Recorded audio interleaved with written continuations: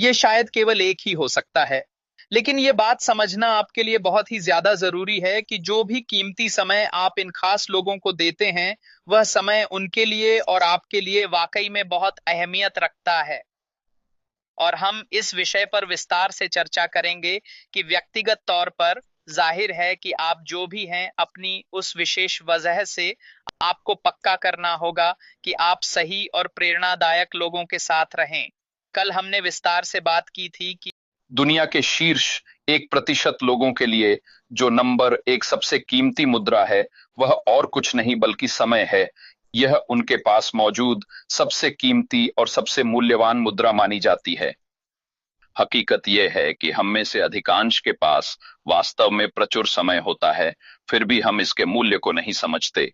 लेकिन असल में लोग अपनी जिंदगी में जितने ज्यादा व्यस्त होते जाते हैं और वे जितने अधिक सफल बनते जाते हैं, उनके लिए उतना ही अधिक समय का वह मूल्य भविष्य में वास्तव में एक बहुत बड़ी पूंजी बन जाता है। और इसे बहुत ही गंभीरता से लेना चाहिए, क्योंकि यह आपके सबसे करीबी लोगों के उस खास आंतरिक दायरे का हिस्सा है। तो आप अंततः उन 2 से 5 विशेष लोगों तक कैसे पहुंच पाते हैं, जिन्हें वास्तव में आपके सबसे खास और व्यक्तिगत दायरे के भीतर होना चाहिए। आपको रिश्तों को परखने, नकारात्मकता को हटाने और प्राथमिकता तय करने की जरूरत है। पर क्या वे वाकई आपके लिए अच्छे हैं? और ठीक यहीं पर यह पक्का करना जरूरी है कि आपके करीबी दायरे में बिल्कुल सही और सकारात्मक लोग मौजूद हों, एक बहुत बड़ा फर्क पैदा करता है। अपने लक्ष्य और मूल्य तय करें। ऐसे लोगों को खोजें जिनके लक्ष्य और मूल्य आपसे मिलते हों, और ऐसे लोगों को खोजें जिन्हें आपकी सफलता से कभी कोई असुरक्षा महसूस ना हो। फिर से मैं कहना चाहूंगा, यह वास्तव में कुछ ऐसा है आप करते करते ही सीखते हैं। ऐसे कई लोग हैं जो अभी आपका हौसला बढ़ा रहे होंगे, लेकिन सफल होने पर वे उतने खुश नहीं दिखाई देते। क्या ऐसा नहीं है? क्योंकि उन्हें ऐसा लगता है कि आप उनसे काफी आगे या ऊपर निकल गए हैं, पर हकीकत में बात ऐसी बिल्कुल भी नहीं है। आपको अपने दायरे के लोगों का समर्थन करना होगा और उन्हें भी आपके लिए सहयोगात्मक होना जरूरी है। और ठीक यहीं पर यह परखना बहुत जरूरी हो जाता है कि आखिर आप अपने जीवन में किन्हें चुन रहे हैं। मन नहीं करता क्योंकि वे आपके अनुकूल नहीं हैं। वे ऐसे लोग हैं जिनके लिए आप यह सुविधा के लिए, या फिर शायद आप ये सब केवल इसलिए कर रहे हैं ताकि वे आपसे कभी नाराज न हो सकें। तो फिर निश्चित रूप से ये वे पूरी तरह गलत लोग हैं जिनके साथ आप अपना कीमती समय व्यर्थ बिता रहे हैं, क्योंकि वे वास्तव में आपके लिए किसी भी तरह से अच्छे नहीं हैं। सिर्फ आप उनके लिए अच्छे हैं, बिना किसी निजी राय थोपे, बिना किसी जजमेंट के, और आपकी बातों की किसी और से कहीं भी कोई चुगली किए बिना।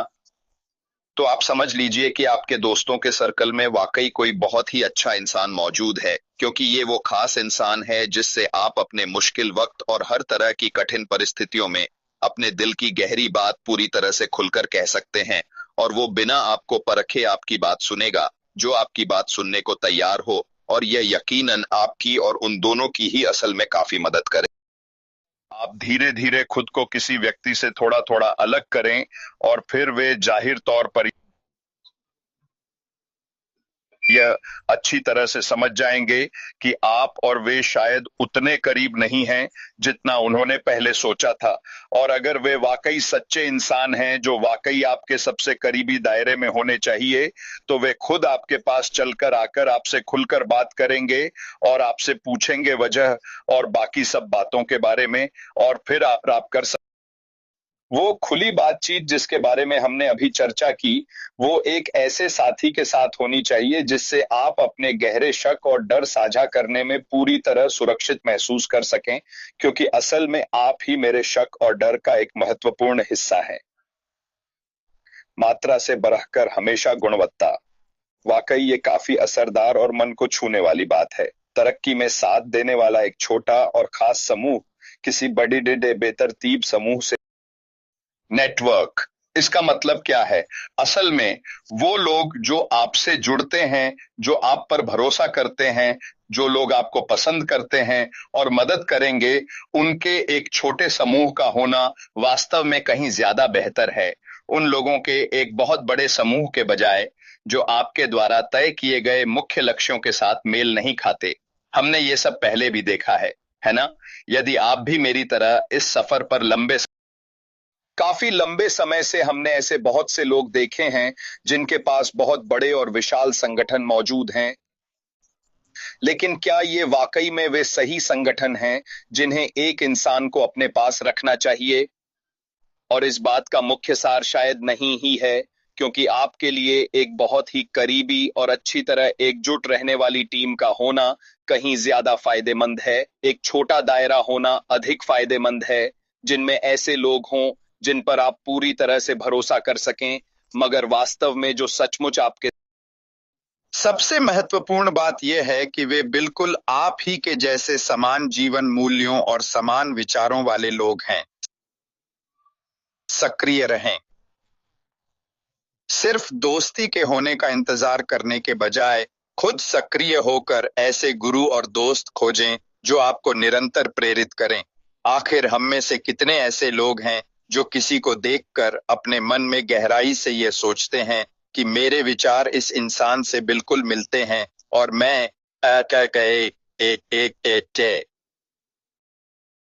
कई बार हम ऐसे लोगों की कहानियां सुनते हैं जिन्हें अपनी किसी भी गलती के बिना ही अपने साथ हुई अप्रत्याशित घटनाओं के कारण खुद को पूरी तरह से बदलना और ढालना पड़ा है। और जब वे उस चौराहे, उस बदलाव की ओर पीछे मुड़कर देखते हैं जो उन्हें करना पड़ा, चाहे वह उनकी गलती थी या नहीं, उनमें से अधिकांश यही कहते हैं कि यह उनके लिए बेहतर ही हुआ। ये वही लोग हैं जो अपनी आरामदायक स्थिति से बाहर निकले, किसी चीज के लिए कुछ करना पड़ा और वह बदलाव सच में हुआ। यह उनके साथ हुई सबसे अच्छी चीजों में से एक थी, क्योंकि इसने उन्हें एक अलग दिशा में ले जाया और अक्सर वही अलग दिशाएं सबसे अधिक फलदायक होती हैं। मुझे लगता है कि हमारे साथ भी कुछ ऐसा ही होता है।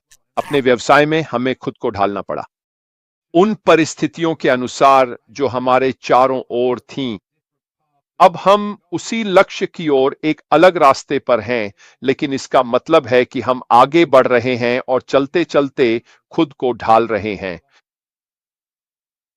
लचीलापन विकसित करना, अनुकूलन की क्षमता किसी व्यवसाय को गलतियों या संकटों से उबरने में मदद करती है। चुनौतियों को सुधार के अवसरों में बदलना। उदाहरण के लिए, कोविड महामारी ने कई व्यवसायों को ऑनलाइन संचालन की ओर मोड़ने के लिए मजबूर कर दिया, और जो व्यवसाय जल्दी अनुकूलित हो गए, वे जीवित रहने और फलने फूलने के लिए बेहतर स्थिति में थे। मुझे अब भी पूरा यकीन है कि अगर महामारी नहीं होती तो जूम आज जितना सफल है उतना नहीं होता। अगर आप जूम का इतिहास पढ़ें, इसकी शुरुआत बहुत अच्छी नहीं थी।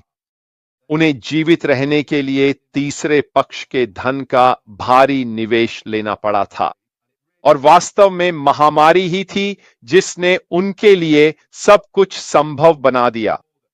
महामारी, रिमोट वर्किंग और ऐसी तमाम चीजों की वजह से उन्होंने बहुत सारे नए ग्राहक जोड़े, और यह एक कारण था कि वे सफल क्यों हुए, क्योंकि वे ठीक उसी स्थिति के लिए अच्छी तरह तैयार थे। जो भी ऑनलाइन तकनीक को अपनाया उसने महामारी के दौरान बहुत अच्छा किया। जो लोग अपनी पुरानी सोच पर अड़े रहे और बोले कि नहीं, हम जैसे हैं वैसे ही चलते रहेंगे, वे शायद आगे बढ़ने के लिए उतने अच्छी स्थिति में नहीं थे। साथ ही व्यापार में बदलाव लाना वास्तव में दक्षता बढ़ाने में मदद करता है। नई तकनीकों और सभी प्रक्रियाओं में निवेश। यह कान विक्टली के साथ जा रहा है, जिसे सही दिशा में जोरदार तालियों की गूंज मिल रही है। जो तुमने किया वह बहुत बुरा था, लेकिन वह वास्तव में जरूरी था एक नए अंत को बनाने के लिए। मुख्य गंतव्य या मुख्य व्यवसाय और सभी वाहनों के बीच एक मध्यवर्ती स्टेशन बनाना आवश्यक है। मैंने अभी अभी आपको बताया कि मुख्य गंतव्य या मुख्य व्यवसाय और सभी वाहनों के बीच एक मध्यवर्ती स्टेशन बनाना जरूरी है। ठीक है, यह करना अत्यंत आवश्यक था। एक ऐसी प्रक्रिया जिसे टाला नहीं जा सकता था, तो यह दूसरा कार्य भी करना उतना ही जरूरी था जिसकी हमें पूरी तरह से आवश्यकता थी। लेकिन यह सब कुछ, यह पूरी गतिविधि किसी भी मायने में एक वास्तविक व्यापार बिल्कुल नहीं है। यह सिर्फ एक आवश्यक कदम था। अनुभव और वह एक और परिणाम है, क्योंकि यह मेरा व्यवसाय नहीं है। अगर इसे बिना कहें और वह किसी और का कारण है, वही असली व्यवसाय है। राख के साथ जीतना उसका व्यवसाय नहीं है, यानी राख के साथ विजय, यह उसका असली व्यवसाय नहीं है। अगर यह मुख्य व्यवसाय होता तो ऐसा होता। अगर यह एक मुख्य व्यवसाय होता तो इसमें उत्पादों की बिक्री, कमीशन या किसी अन्य प्रकार के वित्तीय लेन देन शामिल होता। इसमें सेवाओं का आदान प्रदान भी शामिल हो सकता है। लेकिन क्योंकि यह व्यवसाय नहीं है, यह एक अच्छा सिस्टम या प्रोग्राम है। लेकिन कारण यह है कि यह व्यवसाय नहीं है, यह व्यवसाय नहीं है, यह एक अच्छा सिस्टम या प्रोग्राम है। प्लेटफॉर्म के रूप में समय खरीदना मुख्य व्यवसाय नहीं है। मैं इस मुद्दे को संबोधित करूंगा। दो तरीके हैं, ठीक है। प्लेटफॉर्म हमारे पास से मुख्य व्यवसाय में शिफ्ट करने के लिए समय खरीद रहा है। मैं इसे दो तरह से समझाऊंगा। सबसे पहले, मुझे समय खरीदने की जरूरत नहीं है। मुझे कुछ भी बनाने या अपना समय, ऊर्जा, पैसा या बिक्री खर्च करने की जरूरत नहीं है। सबसे पहले, मुझे अपना समय लगाने की जरूरत नहीं है। मुझे बिक्री के लिए कुछ बनाने या अपना समय, ऊर्जा, पैसा खर्च करने की जरूरत नहीं है। मुझे कुछ अतिरिक्त क्यों बनाना चाहिए? यह तो मुफ्त था, तो मुझे इसे बनाने की क्या जरूरत है? अगर यह फ्री है तो मैं क्यों कुछ अतिरिक्त बनाऊं? क्या मुझे सच में इसे बनाने की जरूरत है? मैं आपको यह बता सकता हूं, अगर मैं आगे नहीं बढ़ रहा हूं तो मैं बस इसी पर पूरी तरह से टिके रहूंगा। मैं आपको स्पष्ट रूप से बता सकता हूं कि मैं अब और आगे नहीं बढ़ रहा हूं। मेरा मतलब है, मैं बस वही सब कुछ करूंगा जो ठीक करने की आवश्यकता है। जो भी समस्याएं या चुनौतियां ठीक करने की जरूरत है, मैं उन सभी को ठीक करूंगा। और सच कहूं तो इस पूरी प्रक्रिया से मैं बहुत ज्यादा थक गया हूं और अब मुझे आराम की सख्त जरूरत है। आप अपना भविष्य खुद तय करें। आप वही हिस्सा निभाएं, वो मैं नहीं कर सकता, ठीक है? ये आप लोगों का है। अपना भविष्य खुद तय करें, आप लोग वही करें, वो मैं नहीं हूं। हम जानना चाहते हैं कि क्या ऐसी कोई चीज है जिस पर हम सब भरोसा कर सकते हैं और जो हमारे पूरे समुदाय पर बड़ा सकारात्मक प्रभाव डालेगी। हम जानना चाहते हैं कि क्या ऐसा कुछ है जिस पर हम सभी निर्भर कर सकते हैं और जो हमारे पूरे समुदाय पर ऐतिहासिक प्रभाव डालेगा। मेरा पर्यावरण यही है जिसकी हम उम्मीद कर रहे हैं। हमारा वह पर्यावरण जिसमें हम हैं, जिसकी हम आशा करते हैं। इसलिए यह बहुत महत्वपूर्ण है और मेरे लिए यह कुछ सकारात्मक है, क्योंकि हम सभी इसमें शामिल हैं। इसलिए यह बहुत ही महत्वपूर्ण है और मेरे लिए यह कुछ सकारात्मक है। इसलिए हम सभी इसमें शामिल हैं, हम सभी इसमें आगे बढ़ने वाले हैं। तो हमें चिंता नहीं करनी चाहिए। हम सभी तो आगे की ओर बढ़ेंगे, इसलिए हमें चिंता नहीं करनी चाहिए, क्योंकि सब कुछ इस तरह से डिजाइन किया गया है कि हर कोई हमारे सिस्टम में अपनी जगह पालेगा।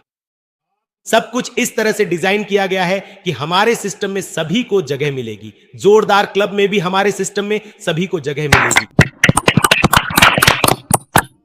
सिस्टम हमारे लिए बनाया गया है, यह हमारा है, यह हमारे लिए है, हमारे दोस्तों के लिए है, परिवार के लिए, यह पूरी कमेटी पूरे समुदाय के लिए है। और भी कई बार,